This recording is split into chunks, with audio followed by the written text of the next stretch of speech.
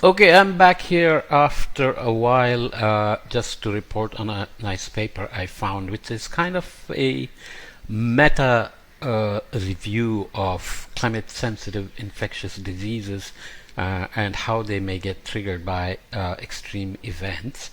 So it looked at papers from all across the globe that it could find, and did some tests on whether the evidence presented was strong, weak, medium, and then related all the studies together to disease type, estimated burden globally per year per million, estimated number of deaths globally per year per 10,000, and estimated number of disability adjusted life years per year per 100,000.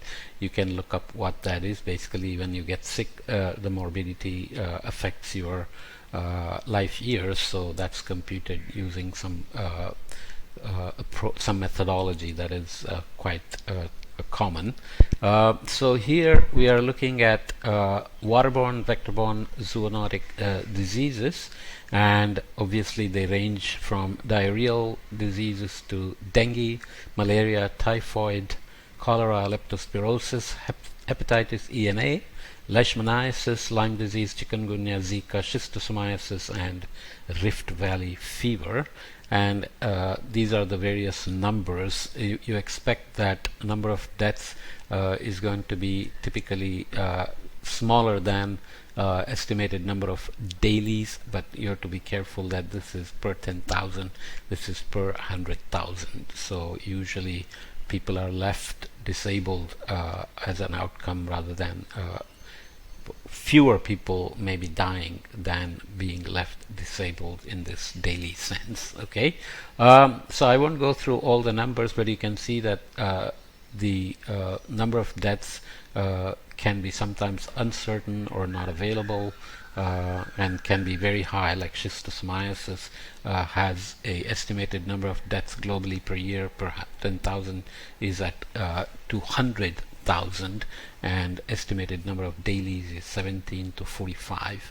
So you have to just go through and find the numbers. Here are the number of studies found from across the world, and the number of studies, just one here, 2 to 4 in the lighter blue colors, and 5 plus in the dark blue colors. So of course, good news is that China and India have many health studies that report on climate sensitive infectious diseases, but you can see that there are not many studies found in the neighborhood or across other regions of the Middle East.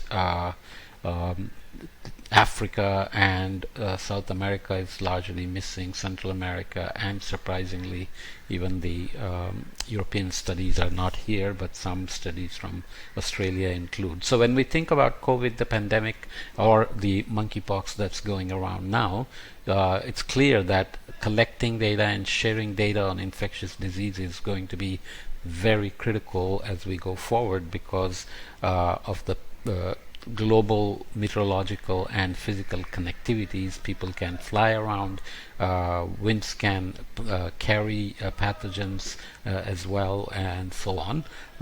So it's very critical that these kind of studies drive data needs in terms of how we can be safe from health crises on infectious diseases in the future. Okay, so leaving it there, number of papers identified per climate sensitive infectious disease and extreme climatic event. So this is nicely done. Again, diseases, cholera, diarrheal diseases, which are non-cholera, of course, malaria, dengue, and total. And the extreme events considered are heavy rainfall, tropical cyclones, droughts, flooding, heat waves, and multiple events. What now IPCC and Sonia Snevaratne and so on use the terminology compound events, and there is studies in Nepal, for example, where earthquake and floods can mix together to create explosive combinations of food security and foodborne, waterborne, vector-borne diseases, and so on.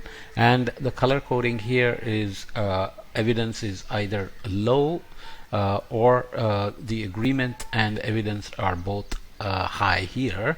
This is high agreement, but evidence is kind of low, and so on. So you can see that cholera tropical cyclone connection is strong. Drought seems to create cholera situations. Studies agree, but evidence is low, basically because during droughts people seek out water sources that may not be safe. Such links are also found in Senegal with cholera, for example. Flooding, medium agreement with medium evidence, low evidence for heat waves in terms of cholera incidences, but multiple events including droughts followed by heavy rains, and 2 systematic reviews investigating water-related disasters show that there is high agreement, but evidence is medium. Similarly, for diarrheal diseases that do not include cholera, you can see that there are multiple extreme events that lead to outbreaks, and agreement and evidence can be both high. For drought, again, agreement is high, but evidence is low. Flooding, you expect diarrheal diseases to increase, so high evidence and high agreement. And of course, multiple events produce similar results, but heat waves don't show such a strong connection. Malaria, mosquito-borne disease, may depend on various human interventions like mosquito pesticides sprayed to kill mosquitoes, or nets used, or maybe intrinsic immunity against it, and so on. So not a very strong relation with any of these extreme events, but obviously you have to be careful about how many studies are actually involved, and that a lot of the malaria endemic regions do not have any contributions to this study. So one has to be careful there. Dengue, high agreement and medium evidence on heavy rainfall. Some people in India are looking at this and find all kinds of connections as well. Temperature, humidity, rainfall, and so on. With tropical cyclones, agreement is low, but evidence is high. Drought has a surprisingly high agreement and medium evidence for dengue. So again, the mosquito dynamics and people's interactions with water resources have to be looked more carefully. Flooding, medium agreement, low evidence. Heat waves, medium agreement, medium evidence, and multiple events, low evidence. This just to give you a sense of how well data is studies are gathered and stratified here. So looking at climate sensitive infectious disease, again cholera and diarrheal diseases, triggers in terms of climate and weather are looked at again with confidences and the corresponding references. So I won't go through in detail, but you can expect that abrupt and heavy extreme rainfalls and extensive flooding are going to be triggering cholera, as well as high temperature heat waves. One study reported drier conditions being a risk modifier, whilst the other reported rainfall was a significant risk modifier. Again, behavioral aspects may be involved in terms of dry conditions, but in general, hot temperatures favor explosion of microbes and pathogens, and then rainfall tends to spread it, but drought can make people go to water bodies that may be hosting these pathogens as well. Diarrheal diseases, heavy and extended rainfall and flooding, high temperatures, heavier and longer duration of flood than a flash flood, so that has to be looked at. Flash flood may come and go and not affect people as much as heavier and longer duration floods do, but evidence here is low. Excessive rainfall, especially when following a dry period or period of low rainfall, so that may involve, this has high agreement and medium evidence. This may involve the life cycle of the pathogens and how they stay alive during dry and low rainfall periods, and then explode when excessive rainfall follows after that. Or it may have something to do with people's consumption patterns of unsafe, unhygienic waters. Malaria, amount and duration of heavy rainfall leading to extensive flooding. Again, here one has to be careful because vegetation,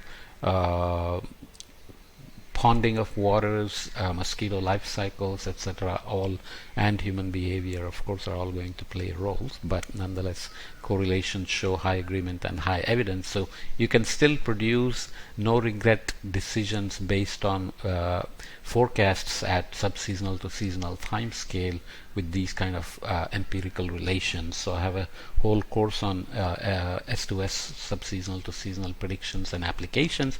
In that I have chapter on applications for human health as well. If you're interested, you can follow up on that.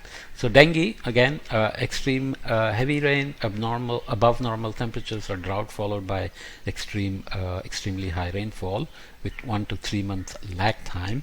Drought conditions, especially with increased temperatures. So that dynamic may have something to do again with how people would deal with dry and hot conditions in terms of behavior, wearing clothing, sleeping outside, exposure to mosquitoes, and so on. Heat waves delay timing and increase magnitude of dengue outbreaks up to a point as longer duration of heat waves or in terms of number of heat wave days may reduce dengue outbreak risk.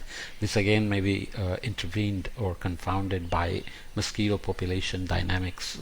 Typically, let's say they have a life cycle of 10 to 30 days, then one has to see how this may be related to heat waves and their duration, intensity, and frequency may be affecting mosquito life cycle and so on. Okay, so it's just something that's interesting, needs further data, more analysis, more region-specific analysis, because even places right next to each other like Surat and Ahmedabad show very different outcomes on enteric fever or typhoid, for example, because of the population, sanitation, hygienic water supply, and so on and so forth. There are differences in amounts of rainfall, but a poorer city like Surat seems to show lesser typhoid incidences than a richer city like Ahmedabad.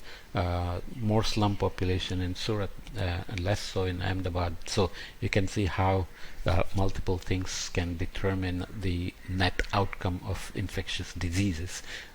Environmental factors, of course, are underlying causes, but ultimate causes may be related to human behavior, water consumption, availability of mosquito removal mechanism, mosquito elimination methods, and so on and so forth. So we will leave it here, and I will keep adding other new papers that might come out on climate and health. Okay.